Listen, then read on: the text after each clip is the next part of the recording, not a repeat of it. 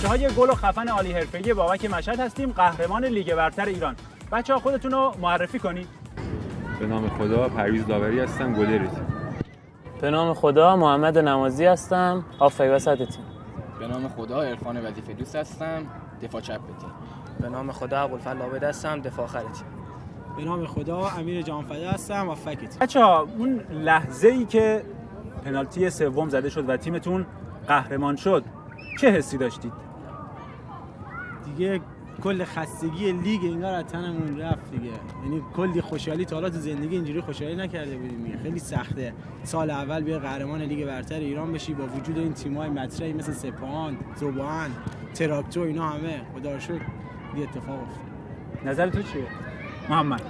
نظر منم دیگه بچه‌ها تلاش کردن، خدا رو شکر تونستیم قهرمان شیم و موز زحمات مربیمون و کادر فنیمون رو بدیم. بسیار عالی. بچه‌ها توی مسابقات جایی بود که مثلا پیش خودتون ناامید بشید، بگید نه ما نمیتونیم یا تیم‌ها خیلی سختن، یا یه بازی خیلی چالشی بشه؟ بازی با ذوبان بود تا دقیقه 91 92 بود دیگه. 2-1 عقب بودیم. یعنی قشنگ همه بچه‌ها گفتن حذف شدیم دیگه. بازی آخرمون بود، یعنی بعد حداقل مساوی از اصفهان می‌گرفتیم. که دیگه خدا رو شکر دقیقه 93 بود. یه گل زدیم دیگه برگشتیم. امیرحسین زد؟ نه مهاجممون مهدی تیموری بود، شماره 9 مون. آها. دیگه گل زد دیگه قشنگ برگشتیم به لیگ دیگه. که اونجا دیگه معلوم چیز شد دیگه بیایم برای قهرمانی.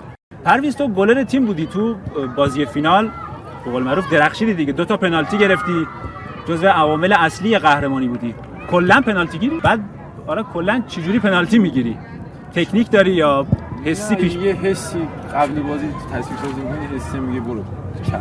یعنی قبلی که طرف بزنه مهاجم یا بازیکن حریف یه حسی بهت میگه، قبل دیگه بیاد پشت تو میگه میرم چپ. و معمولا هم درست میگه. با کمک خدا. شانسیه با کمک خدا میگیره دیگه. سفری ضربه رو میزنه و میگیره توپو. کار خیلی سخته. حرکت میکنه پنالتی رو بازم گرفت. چه میکنه پرویز داوری؟ هر کی پشت توپ قرار بگیره میترسه که پنالتی رو مثلا خرابش کرد. تموم کار تمام. بعد تو مسابقه چند تا کلین شیت داشتی؟ من تو 10 تا بازی که کردم 3 تا کلین شیت داشتیم. 2 تا شروع همین سپاهان بود، یکی جلو استقلال خوزستان. بازی‌های سختی هم بوده جلو سپاهان فکر می‌کنم. متولد چندی؟ ماشاءالله به. هنوز جا داری برای شیرد سنی بازی کنی. بعد بریم سراغ محمد نمازی، کاپیتان تیم. نقشت به عنوان کاپیتان تو این مسابقات چی بود؟ به این موفقیت رسید؟ مسئولیت واقعا سنگینیه کاپیتانی. خدا رو شکر با همت بچه‌ها، تلاش بچه‌ها واقعا به من احترام می‌ذاشتن، واقعا به عنوان کاپیتان تونستیم که یک تیری بزنیم توی واقعا تاریکی و قهرمان بشید دیگه. واقعا همینطوره. بچه‌ها واقعا نقش رهبری تیم یه جورایی واقعا کار سختی بود. نه با ابوالفضل، با امیرحسین همه با هم پشت هم بودیم دیگه، کنار هم کمک کردیم و خدا رو شکر. اون بازوبنده و اون عنوانه. آره دیگه من بازوبند رو داشتم و اینا بچه‌ها با هم با هم کمک کردیم. من هافبک وسط، هافبک دفاعی. پست خیلی مهمی هم هست. محمد کلا قلب تیم بود.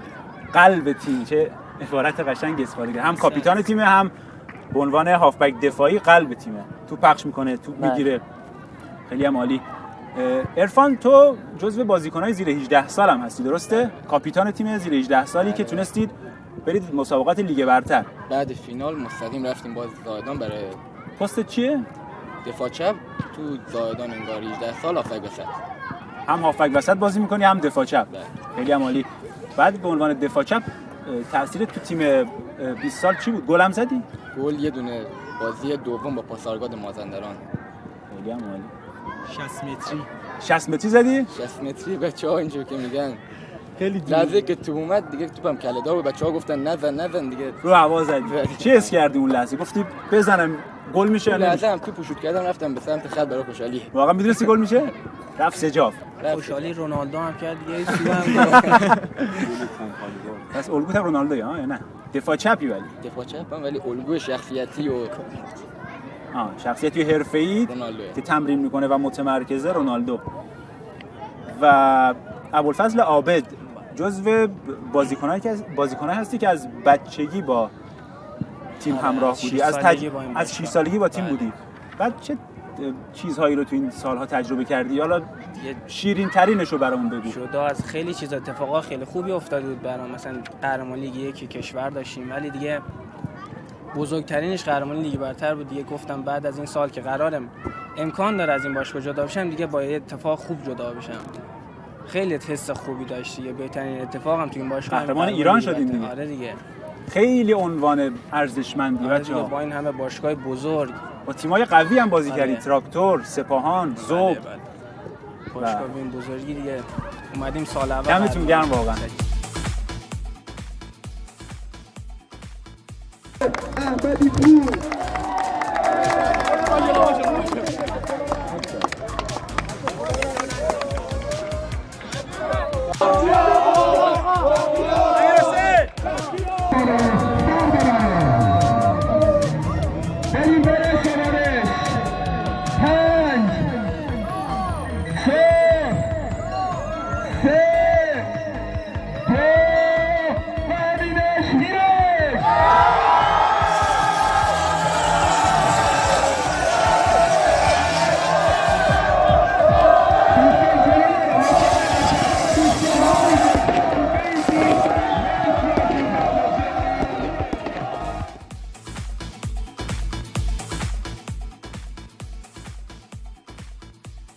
و امیرحسین جزو بهترین گلزنای مسابقات و کسی که تو دور اول آقای گل شد، یعنی بیشترین گل رو زدی. آره چند تا گل زدی دور اول؟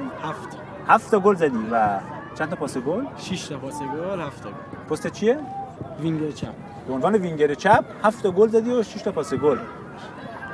یه سخت بود ولی خدا رو شکر دیگه هر جور شد دیگه تونستیم به تیم کمک کنیم و 7 تا گل و 6 تا پاس گل. خدا رو شکر. و اگه بخوای بین این گلایی که زدی بهترین گل تو انتخاب کنی کدوم؟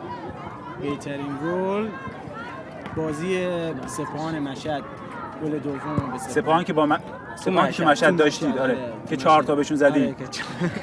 آره تاکید کردی این 4 تا که زدی که 4 تا زدیم. آره خدا رو شکر گل دوم من زدم و گل دیگه اون به نظرم بهترین گل بود که بهم حال داد واقعا.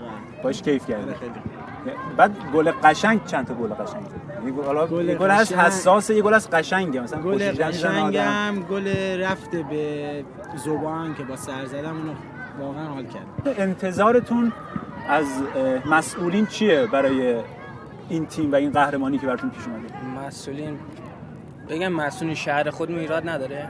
منظور همینه. منظور میگم تنها خواستم اینه که مثلا خواسته باشیم ما الان جوانان به عنوان یه بازیکن جوانان 20 سال آره الان تموم شد. خب تیم خودمونم که دیگه از جوانان بالاتر نداره. یه خواسته میتونم داشته باشم اینه که مثلا تو شهر خودمون یک بزرگسالی امیدایی تاج دیگه مثلا لیگ 2 داشتیم، یه فردوسی سامی بود که حذف شد دیگه. آره.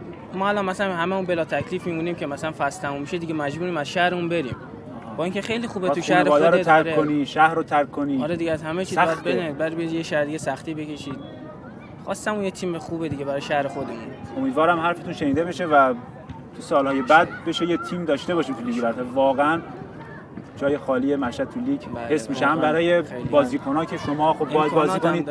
آره امکانات هست، شرایط اقتصادی خوبی داره مشهد، استعداد فراوونه و از طرفی هوادار زیاد داریم ما. بله. کلی بچهای مشهد، مردم، خانوما، آقایون طرفدار فوتبالن، استادیوم‌ها رو قطعاً پر میکنن. ولی خب متاسفانه قرار امیدواریم به یه شرایط خوبی هم برسه. حرف دیگه‌ای دارید کلا راجع به حالا بازی‌ها بخواید بزنید؟ چیزی یادتون میاد؟ محمد تو یه چیزی می‌خوای بگی فکر می‌کنم نه حرفا رو حافظ زد، واقعا حرف همه بچه‌ها بود، حرف ابوالفضل الان که همتون انتظار دارید. خواستمون از مسئولین هیئت فوتبال خراسان رضوی اینه که حداقل یک تیم حداقل دست دو داشته باشیم تو سطح کشور بزرگسالان. ما واقعا میتونیم حرفی برای گفتن داشته باشیم، وگرنه متاسفانه مجبورید خارج از استان بازی کنید، خیلی از خانواده سخته. دور از خانواده، دور از شهر خودت و توی حالا شهر غریبی دیگه، تیم‌های دیگه و شاید بعداً هم متاسفانه به اسم مثلا بگن آکادمی فلان تیم اومد بالا. دقیقاً داشتیم بازیکنایی که الان دارن لیگ بازی میکنن، تیم ملی بازی میکنن، بچه مشهدن، بچه خراسانن، ولی میگه مثلا از آکادمی فلان تیم اومد بالا. حالا یه سوال چالشی ازتون میپرسم تک به تک بچه‌ها جواب بدید. اول اینکه الگوی فوتبالیتون کیه و اینکه رویای فوتبالیتون چیه؟ الگوی فوتبالیم که اوبلاک دروازه‌بان اتلتیکو. یان اوبلاک بله. خیلی گلر خوبی، از بچگی هم پنالتی گیره هم گلر ساده بازیکن بی‌حاشیه. آفرین. کار خودش رو می‌کنه. خیلی هم تاثیرگذاره. خیلی. مثلا جایزه بهترین گلر لالیگا هم این فصل گرفت. با این سن و سالش. خیلی خوب. و رویات چیه؟ یا اینکه این همه تلاش کردم آخر بی‌ثمر نباشه دیگه. بتونم یک جایی برسم. پدرم مادرم خوشحال کنم، مخصوصا پدرم که خیلی زحمت کشیده. حتما همینجوری. انشالله که شاید پیش بیاد. و طرفدار کدوم تیمی اینم بگو. ایرانی پرسپولیس، خب خارجی رئال مادرید. جالبه، طرفدار رئالی ولی گلری که دوست دارید تیم رقیبه اتلتیکو. خیلی جالبه. یعنی پس فنی قشنگ دنبال می‌کنی بازیکنو. من رودری بازیکن منچستر سیتی. چه هافبکی هم از رودری. واقعا یعنی نبود سیتی اصلا واقعا حس میشد نبودش. رویام هم اینه که برای تیم ملی کشورم بازی کنم و برای تیم ملی کشورم بازی کنم، یک تیم خیلی سطح بالای اروپا بتونم برم بازی کنم. چون داشتیم بازیکنایی که بله. طارمی هم داره میره فینال چمپیونز لیگ بازی میکنه. یعنی کسایی که تو اون سطح بازی میکنن تو نوجوانی و جوانی هیچ چیز بیشتر نداشتن، فقط تمرین کردن و حالا شانس هم همراهشون بوده و شرایط هم همراهی کرده که به رتبه‌های بالا رسیدن. من تیم مورد علاقه‌ام نگم. بگو. من بارسایی ام. اوه کوری هم خوندی الان. خیلی اوضاع تو خوبه این روزا. نه این بین الان دو تا رئالیه. مهم اینجا باز. کم رئالی آره. تو الگو فوتبالیت کیه؟ تو هرناندز بازیکن میلان دفاع چپ. بازیکن میلان، مدافع دفاع چپ رونده، گل میزنه، پاس گل میده. تو دفاع یکم ولی ضعیفه. ببین که رونده خوبه. آره تو حمله خیلی خوبه تو هرناندز. و یکم هم اگه حاشیه‌ای مثل اون نباشی. حاشیه گفتم شخصیتی رونالدو. شخصیت رونالدو. ترکیبیه. طرفدار کدوم تیمی؟ رئال، ایرانی هم پرسپولیس. هم رئالی هم پرسپولیس. رویاتو بگو برام. رویا دیگه بزرگترین رویا اینه که قد بالا برسم که قولایی که به بقیه دادم و بتونم ای جان. حتما همینطوره. یعنی تیمی دوست داری توش بازی کنی؟ ایران مثلا دوست داری پرسپولیس بازی کنی؟ یه روزی کیه که دوست داشته باشه؟ پرسپولیس. این دوست نداره پرسپولیس بازی کنه. پرسپولیس تیم ملی. باشه پیشنهاد اومد بهت میگم. حالا اول فاز تو الگوی فوتبالیت کیه؟ من ایرانی شجاع خلیلزاده. اروپا آسنسیو مدافع جوان رئال مادرید. بله. چه انتخابایی. و رویات چیه؟ رویام اون که برای تیم ملی کشورم بازی کنم و لژیونر شدم. خیلی هم عالی. کدوم تیم دوست داری بازی کنی؟ تو تیم ایران مثلا پرسپولیس. چربش پرسپولیسی‌ها بیشتره، وزن سنگین‌تره. من استقلالی ام. شما استقلالی؟ نگفتم. این بابا این خجالت کشید بگید. بارسایی. تیم ایرانی نگفتم کجا بود. آره تو استقلالی، امیرحسین هم استقلالیه. بارسایی استقلالی بین رئالی و پرسپولیسی اصلا. و امیرحسین تو الگوی فوتبالیت کیه؟ الگو خارجی که رافینیا. که خیلی هم خوبه، خیلی خوبه این روزا. آره واقعا ان شاءالله توپ طلا رو هم بگیره. توپ طلا که حق دمبله حالا. خب ایرانی هم که مهدی قائدی. اونم وینگر چپ دیگه. اونم وینگر چپ. بعد تو پاراستی؟ نه پاچپ. پاچپی وینگر چپ بازی می‌کنی. پس آردا میزنی یا نه با راست؟ دیگه راست سخته. یک دونه راست نداره؟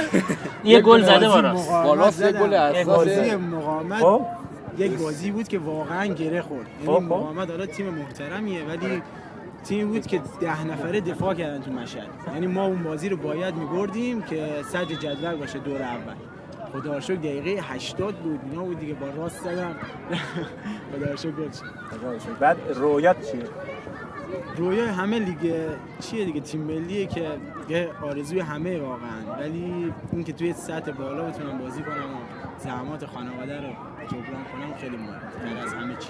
طرفدار استقلالی تو ایران و بارسا. شرایط بارسا که خوبه. استقلال هم دیگه امسال نذاشتن شرایطش خوب باشه. فصل بعد خوب میشه. حالا وارد کوریای فوتبالی نشیم. بعد سر تمرینم کری میخونید مثلا شب قبل رئال بارسا بازی کنن صبح سر تمرین با هم کل کنید کری بخونید یا استقلال پرسپولیس؟ همیشه همینجوریه؟ همه شرط می‌بستن. خیلی عالی. بچه حرفی هست که بخواید زده باشید ازتون نپرسیده باشم یا درد دلی چیزی یا راجع به مسابقات بخواید صحبت کنید؟ مسابقات امسال که من سال اولم، یعنی هممون سال اولی که لیگ برتر بودیم، واقعا سطحش بالا بود و ما از اول هم خیلی ها میگفتن که نمیتونین، نمیشه، برین میافتین و حرفایی که دیگه این اتفاقات تو شهر خودمون افتاد. تو شهر خودمون یه چیزی بوده که همشهریامون بهمون میگفتن. یعنی اون اعتماده شاید نبود جایی در که مثلا اول. بهمون روحیه بدن بگم بریم موفق باشین سال اولتونه، ولی نه. ولی ما خودمون سال خب بهشون اول ثابت می‌بودن. کردین دیگه. هم با این حرفا بیشتر رویمون بیشتر شد. اونایی که میگفتن نمیتونین، خدا رو شکر الان پیام تبریک میدم. همینش خدا رو شکر. خیلی هم زنگ عالی. هم میزنه. بعد یه سوالم حالا ازتون بپرسم، سخت‌ترین رقیبتون کی بود پرویز تو مسابقات به نظرت؟ سخت‌ترین رقیب صد ذوباهن؟ شما موافقین؟ تیم خوبی داشتن؟ من فکر می‌کردم شاید سپاهان یا نه؟ زوب خیلی بیشتر اذیتمون کرد. 4 اذیت تا بازی کردن. 4 تا مساوی. یعنی ما باش 4 بار بازی کردیم، محله گروهی و مثلا محله 2 تا محله که بودن 4 بار باشون بازی کردیم، 4 بار مساوی شد. یعنی بازی‌های سخت و درگیرانه‌ای بود. نزدیک بود. نمیشد بازی. پیش بینی که مثلا بازی چی میشه یا نه دیگه. هر لحظه یه اتفاق داشت دیگه. ولی خب بازم تونستی در نهایت شما با مساوی ها به وجود نفع تیمای ما بود دیگه. هر آره. مساوی کردیم به نفع ما بود. امتیاز گرفتی دیگه. در آره نهایت دیگه. هم تو دور اول سوم شدید، آره. ولی تو دور گروهی دوم اول اول شدید و تو شدیم. فینال هم که دیگه سپاهان رو زدید. با تیمای خیلی قوی هم بازی کردید. تراکتور، ذوب، سپاهان، ملوان. خیلی هم عالی. حرفی سخنی دیگه ای هست بفرمایید که داشته باشیم. حرفی نداریم؟ من بزنم من؟ نه دیگه محمد حرف داره. من یک تشکر ویژه میکنم از محسن آقای سخنسنج. توی این سالی که من جاشون بودم واقعا برای من زحمت کشیدن و خدا رو شکر تونستیم مزد زحماتشون رو بدیم. و یک تشکر ویژه تر دارم از آقای مروج تربتی، چون توی این چند سالی که واقعا بودم بی‌دریغ برای ما زحمت کشیدن و ما رو حمایت کردن. بچه‌ها دمتون گرم. امیدوارم شرایط خوب بشه، هم بتونید تو رده‌های بالا باز هم بدرخشید و افتخار آفرینی کنید برای مشهد و البته ایران و بالاها ببینیمتون. دمتون گرم. قربونت.